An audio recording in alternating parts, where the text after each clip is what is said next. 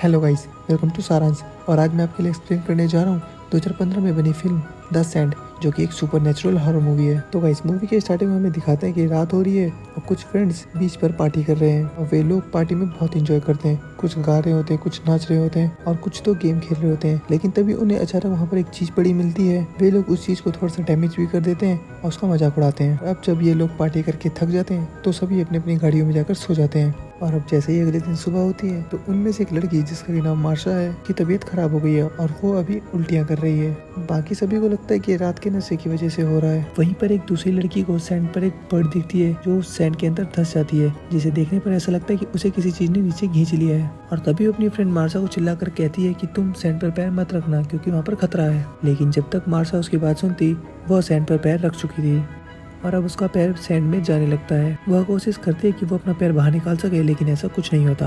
वह जोर जोर से हेल्प के लिए चिल्लाने लगती है, लेकिन उसके दोस्त भी उसके हेल्प के लिए नहीं आ सकते थे। अगर वो उसके हेल्प के लिए आते तो वो भी सैंड में फंस जाते और तब किसी को भी समझ नहीं आता कि करना क्या है। और तभी मार्शा की हालत देख कर गाड़ी में उसका बैठा एक दोस्त उसकी हेल्प के लिए बाहर आता है। सब लोग उसे मना करते हैं लेकिन वो नहीं मानता और वो जैसे ही सैंड के ऊपर जाता है वो मुंह के बल गिर जाता है। जिस तरह वो गिरा होता है उसी तरह वो सैंड से चिपक जाता है और अब सैंड उसे अपने अंदर खींचने लगती है। उसके गाड़ी में बैठे दोस्त गाड़ी स्टार्ट करने की कोशिश करते हैं लेकिन वो स्टार्ट नहीं होती। तभी उस लड़के का दूसरा दोस्त उसकी तरफ एक रस्सी फेंकता है, लेकिन अब उसका कोई फायदा नहीं होता क्योंकि अब वो इस कंडीशन में ही नहीं है कि वो उस रस्सी को पकड़ पाए। और अब कुछ ही पलों में उसकी पूरी बॉडी सैंड के अंदर चली जाती है। वे सारे दोस्त काफी डर जाते हैं और काफी रोने भी लगते हैं और अब वे सारे दोस्त प्लान बनाते हैं ताकि वे इस जगह से जल्दी निकल सकें। अब जो लड़का सबसे आगे ड्राइविंग सीट पर बैठा होता है उसका नाम जोना होता है। वो दोबारा कोशिश करता है कि कार स्टार्ट हो जाए, लेकिन कार फिर भी स्टार्ट नहीं होती। और अब हमें एक हेल्दी आदमी को दिखाते हैं जो ड्रम में फंसा होता है और वो मूव करने लगता है। तो उसके दोस्त उसे कहते हैं कि प्लीज तुम जरा सा भी मत हिलना, अगर तुम हिले और इस सैंड में गिरे तो ये सैंड तुम्हें अपने अंदर ले लेगी।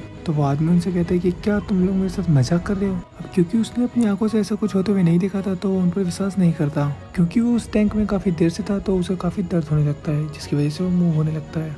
जिस पर वहाँ खड़ा एक लड़का उसे कहता है कि 2 घंटे में हमारे पास मदद आ रही है, इसलिए तुम 2 घंटे तक वेट कर लो। वो लड़का उसे काफी देर तक समझाता है तो वो समझ जाता है, लेकिन रियलिटी में यहाँ कोई मदद नहीं आने वाली थी और ये सब यहाँ पर फंस चुके थे। अब उनमें से एक लड़की कहती है कि कल रात को ही तो हमने इस बीच पर पार्टी की है, कल रात को तो इस सैंड ने हमें कुछ नहीं किया और यहाँ रात को तो काफी सारे लोग थे, ये सभी कहाँ गए। और तभी वे लोग अंदाजा लगा लेते हैं कि शायद वे सभी इस रेत में जा चुके हैं। अब क्योंकि वे लोग किसी न किसी ऊंची जगह पे हैं इसलिए अभी तक बचे हुए हैं। इतनी ही देर में वो हेल्दी आदमी फिर से चिल्लाने लगता है और कहता है कि मुझे सनरेज परेशान कर रही है। तो उसका दोस्त जोना उसकी तरफ सनस्क्रीन फेंकता है, वह क्रीम को लगाता है तो उसे सुकून मिल जाता है। तभी उन सब की नज़र उस चीज़ पे पड़ती है जो उन्हें रात को मिली थी, जिसे उन्होंने डैमेज किया था। रात के अंधेरे में उसके बारे में उन्हें कुछ ज़्यादा पता नहीं चला था, लेकिन वो चीज़ एक एग थी जिसे उन्होंने डैमेज करके या तोड़कर बहुत बड़ी गलती कर दी थी। और अब उसके 2 टुकड़े हो चुके थे, यानी कि उसके अंदर जो भी चीज़ थी वो अब बाहर आ चुकी है। और मे बी उस अंडे से जो भी चीज़ निकली हो वो इसी सैंड के नीचे हो, जो सभी को सैंड के अंदर लेके जा रही है। अब जोना फ्रस्ट्रेट हो चुका था, जिस पर वो कहता है कि हम इस तरह बैठे बैठे तो कहीं कुछ कर ही नहीं सकते। जिसके बाद वो एक स्केटबोर्ड उठाता है और उसे रेत पर रखकर पास पड़े एक टेबल तक जाने की कोशिश करने लगता है। वो सक्सेसफुली उस पर चल तो लेता है, लेकिन जैसे ही वो टेबल के पास तक पहुंचने लगता है स्केटबोर्ड पीछे की ओर खिसकने लगती है, जिसकी वजह से वह सैंड के काफी करीब जाने लगता है। जिसके बाद रेत में से अजीब से टेंटिकल्स निकलते हैं, उसके पेट को टच कर लेते हैं, लेकिन फिर भी वह जरा सा भी घबराता नहीं है और किसी तरह टेबल तक पहुंच जाता है। टेबल पर एक बैग था जिसके अंदर एक बनाना था और जैसे ही बनाना को खाता है उसे वोमिटिंग होने लगती है। तभी उसकी नज़र अपने पेट पर पड़ती है जिसमें काफी सारे जख्म हो गए थे और ये सब उस टेंटिकल के टच होने की वजह से हुए थे। सब लोग ये देखकर काफी घबरा जाते हैं, लेकिन जोना उनसे कहता है कि तुम लोग घबराओ मत, मैं ठीक हूँ। और साथ ही उनकी तरफ ड्रिंक्स वगैरह फेंकता है और अब उसके जख्म से खून भी बहने लगता है। उसके सारे दोस्त यह सब देखकर बहुत चिल्लाने और रोने लगते हैं। जोना उन सबसे कहता है कि तुम सब रो मत और वो उसी टेबल पर लेट जाता है। तभी मार्शा उनसे कहती है कि हम सभी के फोन गाड़ी की डिग्गी में रखे हुए हैं और हमें कुछ ना कुछ कर उसे लेना हुआ ताकि हम कम से कम मदद तो बुला सकें। लेकिन गाड़ी के अंदर से गाड़ी की डिग्गी खोल पाना बहुत मुश्किल था। मार्शा किसी तरह गाड़ी की डिग्गी खोलने की ट्राई करने लगती है, लेकिन वह नहीं खोल पाती। फिर उसके साथ वाली लड़की भी उसकी हेल्प करने लगती है, लेकिन फिर भी वह उसे नहीं खोल पाते। तभी दूसरी लड़की उसे एक रोड पकड़ाती है और कहती है कि इससे ट्राई करो, और वो तीनों किसी न किसी तरह उस डिग्गी को खोल ही लेते हैं। तभी उन्हें अचानक दूर से कोई आता हुआ दिखाई देता है। वो वहाँ का पेट्रोलिंग ऑफिसर होता है और जैसे ही उन सभी का ध्यान सुपरवाइजर पर जाता है, जिसकी वजह से मार्शा डिसबैलेंस हो जाती है और वो डिग्गी बंद हो जाती है और साथ ही उसकी उंगलियां भी डिग्गी के साथ बंद हो जाती हैं, जिस पर वो बहुत चिल्लाने लगती है।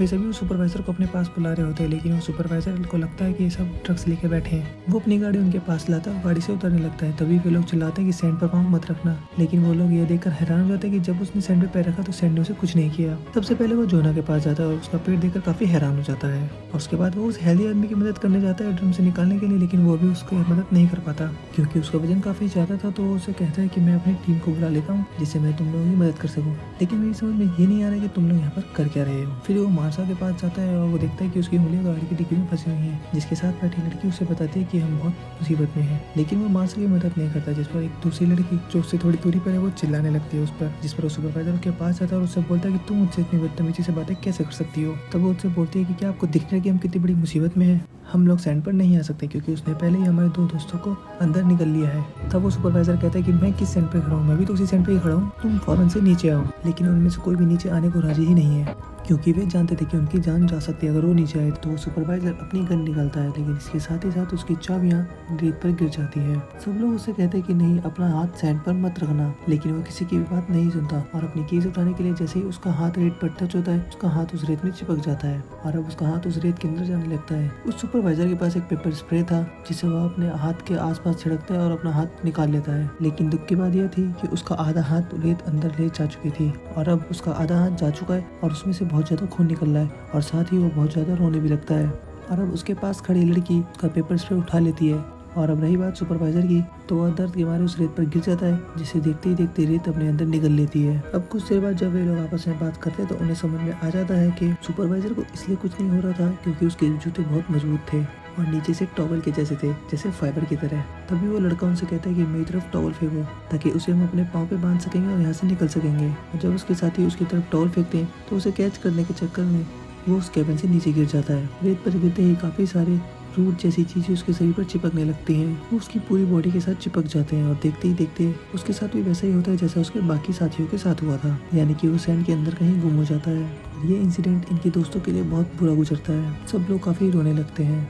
उनमें से एक लड़की टूटी हुई ग्रिल को इकट्ठा करती है और कैबिन से जंप करते हुए गाड़ी में जाती है और जैसे ही वो गाड़ी में आती है उस गाड़ी में बैठी दूसरी लड़की को एक घुसा मार देती है क्योंकि ये सारा उसी का प्लान था कि यहाँ पर आया जाए, लेकिन ये सब होने में उसकी कोई गलती तो नहीं थी। और अब वे दोनों मिलकर मार्सा की मदद करने के लिए आते हैं जिसका हाथ अभी भी डिग्गी में फंसा हुआ था और वे दोनों मिलकर उसका हाथ निकाल भी देती हैं। और अब हम दूसरी तरफ उसी हेल्दी आदमी को देखते हैं जो ड्रम में फंसे होने की वजह से काफी बुरा फील कर रहा होता है क्योंकि उसकी बॉडी उसमें फंसी हुई थी। तो अब उसकी बॉडी सूज जाती है, उसमें से खून भी निकलने लगता है और जब उसका खून सैंड में गिरता है तो सैंड में से कुछ टेंटिकल बाहर निकलने लगते हैं। और अब दूसरी तरफ वो तीनों लड़कियां ग्रिल को जोड़ते हुए कार से टेबल तक के लिए एक रास्ता बना लेती हैं।